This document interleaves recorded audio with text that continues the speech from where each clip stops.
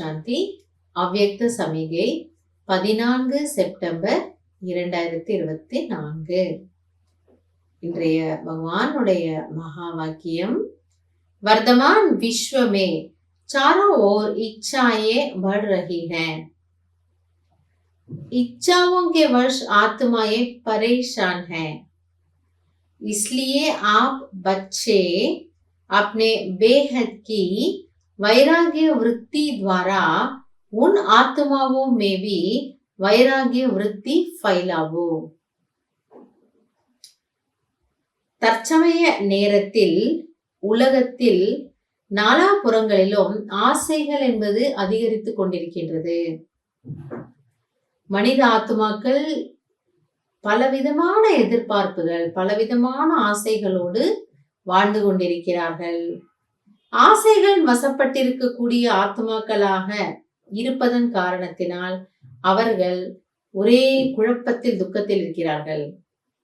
ஏன்னா எல்லா ஆசைகளும் எப்பொழுதும் நிறைவேறதில்லை இல்லையா? அப்போ அதுல ஒரு டென்ஷன், நான் இது நினைச்சேன் இது நடக்கல, அப்போ அதுல ஒரு ஃபெயிலியர், அதுல ஒரு தோல்வியை தழுவுறாங்க. தோல்வி விழுந்தா அதுல மனமுடைஞ்சு போறாங்க. சிலர் அதனால தவறான முடிவுகள் கூட எடுத்துடுறாங்க. நான் எதுக்கும் லாயக்கில்லை அப்படின்லாம்.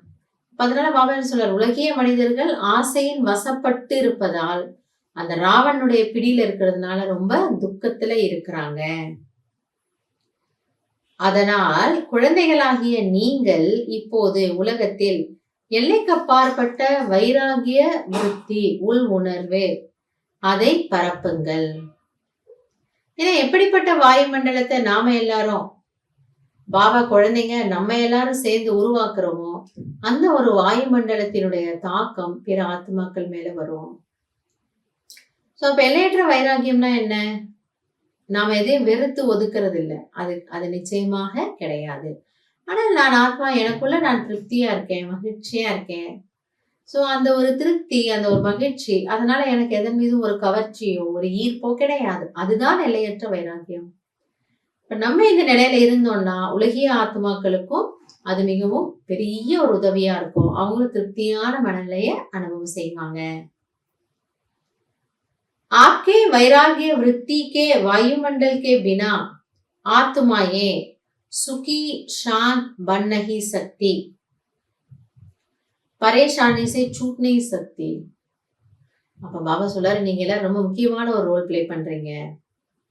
ஏனென்றால் உங்களுடைய அந்த வைராகிய விருத்தினா உள் உணர்வு, அதனுடைய வாயுமண்டலம் இல்லாமல் பிற ஆத்மாக்களினால் சுகம் சாந்தியை அடைய முடியாது, துக்கத்திலிருந்து விடுபட முடியாது. ஆனா அந்த துக்கத்திலிருந்து விடுபடுறதுக்காக தான் மனித ஆத்மாக்கள் என்னென்னமோ பண்றாங்க. நான் கொஞ்ச நேரம் சந்தோஷமா இருக்கணும், ஒரு சினிமாக்கு போறாங்க, ஒரு பார்ட்டிக்கு போறாங்க, ஒரு கல்யாணத்துக்கு போறாங்க, ஃப்ரெண்டை பார்க்க போறாங்க, வேற ஏதோ தவறான காரியங்களை கூட ஈடுபடுறாங்க. ஆனா ஒரு நிறைவான நிலை அவங்களுக்கு வரவே மாட்டேங்குது.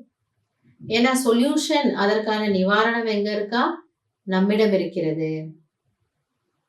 அதுதான் பாபா புரிய வைக்கிறாரு. இது எல்லாம் கிடைச்சாதான் அவங்க திருப்தி ஆவாங்கிறது ஒரு பொழுதும் நடக்காத ஒரு காரியம். ஆனால் பிராமண குழந்தைகளாகிய நீங்கள் அந்த வெள்ளையற்ற வைராகிய உள்உணர்வுல வந்தீங்கன்னா அவர்களுக்குள் அது ஒரு நிறைவான நிலையை கொண்டு வரும். சோ அப்பதான் அவங்களால துக்கத்துல இருந்து விடுபட முடியும். जब आप बच्चों की स्थिति इच्छा मात्रम अविद्या की होगी, तब जय जयकार और हाहाकार होगी.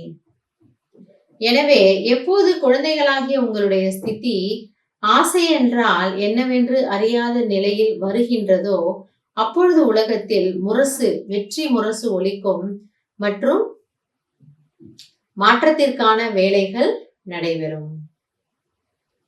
சோ ரொம்ப இது கேட்பதற்கு ஒரு சூக்ஷ்மமான விஷயம்.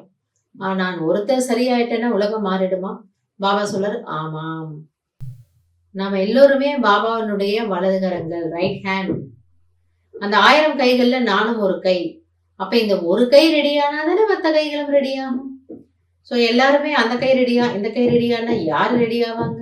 அதனால பாபா சொல்றாரு, உங்களுடைய எல்லையற்ற வைராகிய உள் உணர்வின் நிலை, அந்த ஆசை என்றால் என்னவென்று அறியாத நிலை இருந்தால்தான் உலகத்தில் வெற்றி முரசு என்பது ஒலிக்கும்.